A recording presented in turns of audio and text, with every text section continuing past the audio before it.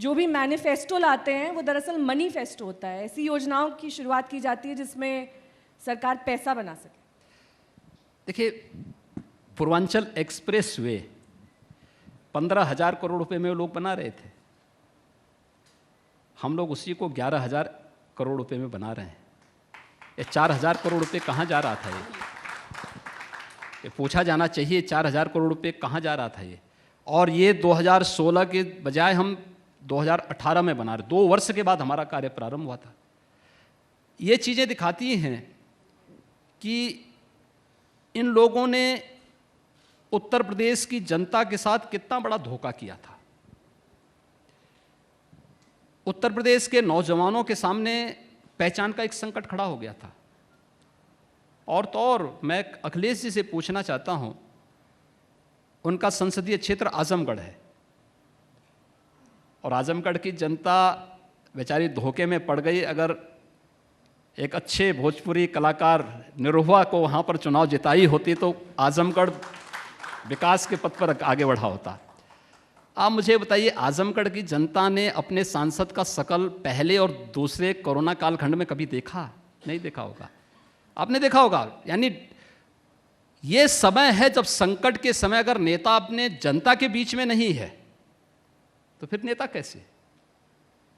ये सब self quarantine में थे, निकलने की फुर्सत नहीं थी। कल हमारी सरकार का अन्न वितरण का एक बृहद अभियान था, तो वो भी दिखाने के लिए कि हम भी हैं, तो अपनी एक BMW साइकिल लेकर के निकल पड़े थे कुछ देर कर पिकनिक के लिए। तो ये पिकनिक मना करके आप प्रदेश की जनता को भ्रमित नहीं कर पाएंगे। प्रदेश की जनता आपके सभी कारनामों को जानती है।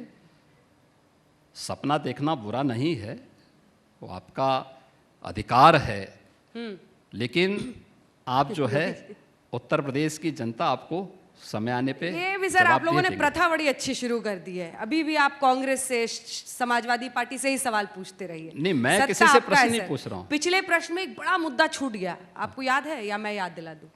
बेरोजगारी। बेरोजगारी के सवाल पर रामलला हम आएंगे मंदिर वहीं बनाएंगे जवाब नहीं हो सकता है योगी जी। ये कहा जाता है कि जितना जमीन पर काम हो नहीं हो, आप लोगों के दिमाग पर सही काम कर लेते हैं। मुस्कुरा मुस्कुरा कर योगी जी आज मंच से लोगों को कन्विंस कर देंगे कि मैं ही सर्वश्रेष्ठ। अब सवाल ये है मैंने कि ये नहीं कहा मैं सर्वश्रेष्ठ हूं। बड़े सारे फ्रंट खुले हुए हैं सर, कोविड से लेकर किसान, बहुत सारे, और आप कह रहे हैं 300+। कैसे होगा? 300+ वैसे होगा जैसे आपके मुंह से निकला है।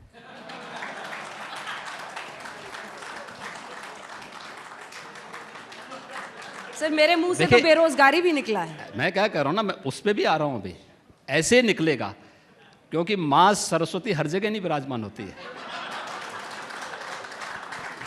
कोई बात होगी तो ही तो निकल रही होगी। ये चीजें तो आप स्वयं ही मुझसे जो प्रश्न पूछना चाहते हैं उसका उत्तर भी आप स्वयं दे रही हैं। बेरोजगारी, उत्तर प्रदेश की बेरोजगारी, आबादी देश की सबसे बड़ी यूपी में है, लेकिन बेरोजगारी की दर सबसे कम यूपी में है। आप देखें, उत्तर प्रदेश के अंदर 2007 से 2017 के बीच इन दोनों सरकारों ने जितनी भी भर्तियां की होंगी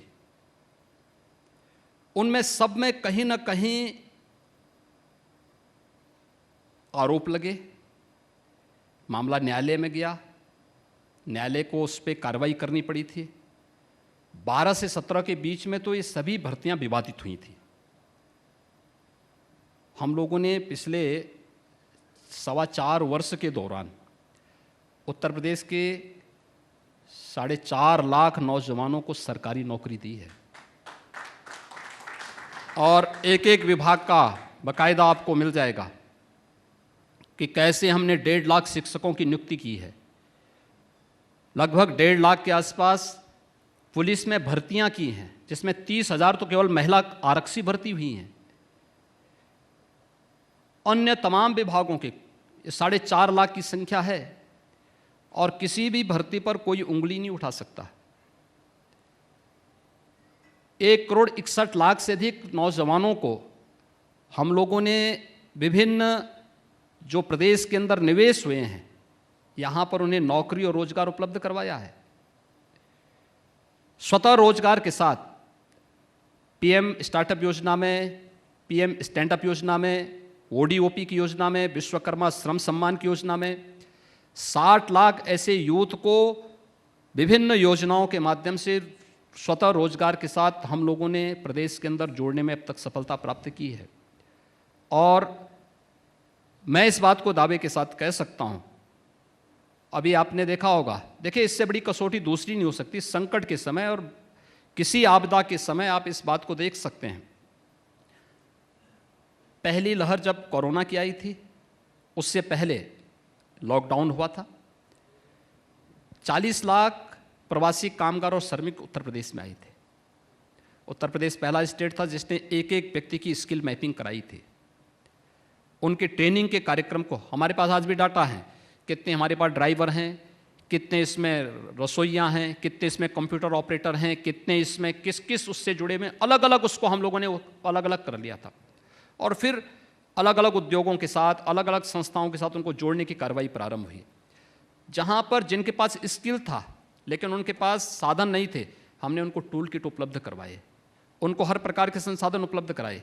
सेकेंड वेव से पहले जब फिर से ये आशंका थी कि बड़ी संख्या में लोग आएंगे, मैं उनको तब भी कहता था, पूरी टीम को मैं कहता था कि देखो यूपी का कोई व्यक्ति बाहर गया नहीं, केवल 10% लोग गए होंगे। वे लोग गए हैं जिनका वहाँ पर कुछ पहले से है, वे लोग गए होंगे, वही लोग आएंगे। वो बहुत चिंता का विषय नहीं, जो यहाँ हैं इनकी चिंता आप करिए।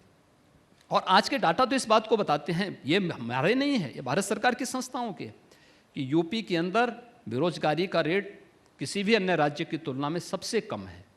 और ये उत्तर प्रदेश के अंदर हम लोगों ने करके दिखाए हैं। आगे भी हम लोग इस दिशा में प्रयत्नशील हैं कि युवाओं के उन्नयन के लिए, उनके बेहतर भविष्य के लिए किस प्रकार का माहौल चाहिए। और आज तो यूपी का नौजवान जहाँ जाएगा लोग उसको बुला करके अपने यहाँ जॉब देंगे। हम लोग तो इस बात को कह सकते हैं, आज यूपी के बारे में कोई डरता नहीं। नहीं तो एक समय ऐसा था जब निरहुआ आदि लोग जब मुंबई गए होंगे तो इनको अपनी पहचान छुपानी होगी, इन्होंने बताया नहीं होगा कि आजमगढ़ से है।